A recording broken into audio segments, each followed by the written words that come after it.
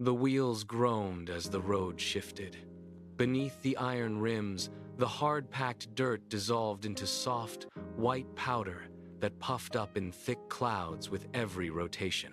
Luna, Tina, Nana, Taka, and Fern braced themselves against the wooden rails, their knuckles white as the wagon pitched forward. The landscape ahead defied the horizon. Spires of toasted sugar rose into the sky, shimmering under the light, while the perimeter walls were built from slabs of golden brown graham crackers. The air grew heavy, thick with the cloying, warm scent of melted cocoa that coated the back of their throats. As the wagon rolled through the massive gates, the ground beneath them felt spongy, yielding like fresh dough. They pulled the wagon to a halt at the base of the castle steps. King Marsh stood waiting, his presence commanding the courtyard. The wagon settled, the dust of the white powder finally beginning to clear, revealing the stark reality of the mission that lay before them. King Marsh descended the steps, his movements deliberate. He held up a parchment that seemed to breathe. Lana stood at his side, her eyes fixed on the surface, where a vein of red ink pulsed like a trapped heartbeat. "The creature's consuming our borders," the king declared, his voice echoing against the graham cracker walls. He tapped the map, and the red light flared, casting long, jagged shadows across the courtyard. "It craves the chocolate veins deep beneath our soil." Luna stepped forward, her hand hovering over the map. The ink throbbed against her palm, warm and frantic. Tina, Nana, Taka, and Fern gathered close, their expressions hardening as they traced the path marked in crimson. Without another word, they turned the wagon around. The wheels bit into the soft ground, throwing up clouds of sugar. They drove hard, the path ahead already darkening as they left the safety of the gates behind. The wagon rattled over the uneven terrain, distancing itself from the sugar spires. The team maintained a steady pace, their eyes scanning the horizon for the first signs of the encroaching threat. Hours passed in a tense, rhythmic silence, broken only by the creak of wooden wheels and the soft wind whistling through the tall, dry grass. Then, the rhythm changed. A dull, rhythmic thumping began to emanate from the back of the wagon, vibrating through the floorboards. Luna pulled on the reins, bringing the team to a halt. The sound persisted, a persistent, muffled beat against the wood. She climbed over the supply crates, her movements cautious as she navigated the narrow space. She reached the center of the wagon and found a large, reinforced box, its lid latched tight. She pried the heavy latch open, the metal groaning under the pressure. As the lid swung back, a figure tumbled out, gasping for air. It was Lana. She sat up, clutching her travel pack against her chest, her eyes wide as she looked at the stunned team. The surprise hung in the air, thick and suffocating. The mission had just become significantly more complicated. Luna stared at the princess, the realization of the unexpected responsibility settling in. The air inside the wagon turned stagnant. Lana gripped her pack, her knuckles white, while Luna stood frozen between the crates. Before anyone could demand an explanation, the light vanished. A massive shadow swept over them, blotting out the sun and turning the bright afternoon into a dim, gray twilight. The wagon shuddered as something immense landed on the path ahead, the impact sending a tremor through the wheels and forcing the team to grab the rails to stay upright. Dust and debris kicked up, swirling around the wagon in a thick, choking cloud. As the dust settled, the silhouette resolved into a towering form. Vram stood on the road, his body covered in scales that caught the remaining light like polished obsidian. He did not attack. Instead, he lowered his head, his massive neck muscles rippling. A low, rhythmic purr vibrated through the ground, deep enough to rattle the teeth of everyone in the wagon. The creature blocked the entire width of the path. Tina and Taka reached for their gear, their movements slow and deliberate, but the dragon did not flinch. He simply watched them, with eyes that held the depth of a starless night. The silence stretched, heavy and thick. As the group realized they were trapped, there was no way around and no way back. They were at the mercy of a force they could not possibly hope to overcome. The dragon remained motionless, a wall of obsidian blocking the path. Just as Taka tightened his grip on the wagon rail, the air in front of Luna began to shimmer. Particles of light coalesced into a translucent blue interface, hovering inches from her face. It pulsed with a soft, rhythmic glow, casting a cool hue over the group. The team stared at the display, their weapons forgotten. A prompt materialized in sharp white text. "Accept new party members?" Luna blinked, her hand hovering in the empty air. She reached out, her fingertips brushing the cold, flickering light. Below the text, a glowing button labeled "Yes" throbbed with a steady, inviting cadence. She pressed it. The interface vanished instantly, replaced by a surge of kinetic energy that rippled through the wagon. The wheels groaned as the vehicle lurched forward with newfound speed. The team felt a sudden, sharp clarity of purpose.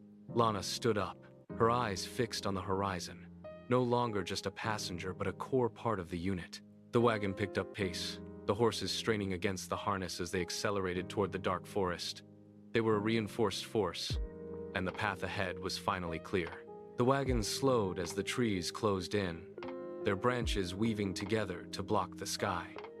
The bright, sugary landscape gave way to a dense, suffocating thicket. Here, the ground was not dirt or stone, but a cracked, brittle surface that groaned under the weight of the wheels.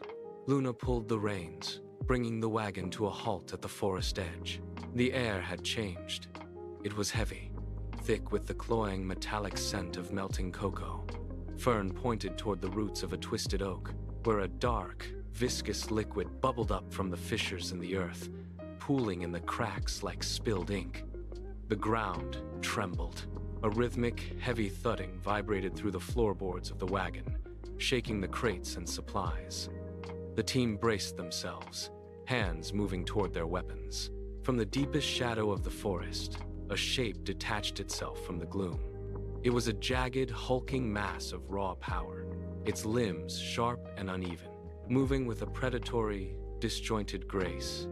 The beast stepped into the sliver of light, its maw hanging open, dripping with the same dark liquid that stained the soil. It let out a sound that was not a growl, but a distorted, grinding roar that echoed off the trees, vibrating in the chests of the team. The mission had reached its breaking point.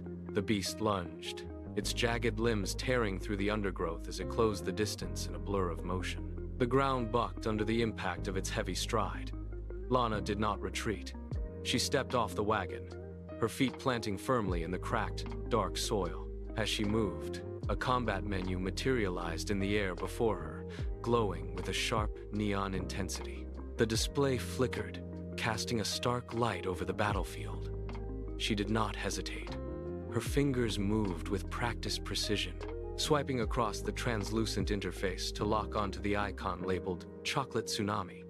The air hummed with static. A low, resonant vibration began to build deep beneath the forest floor, shaking the very roots of the trees.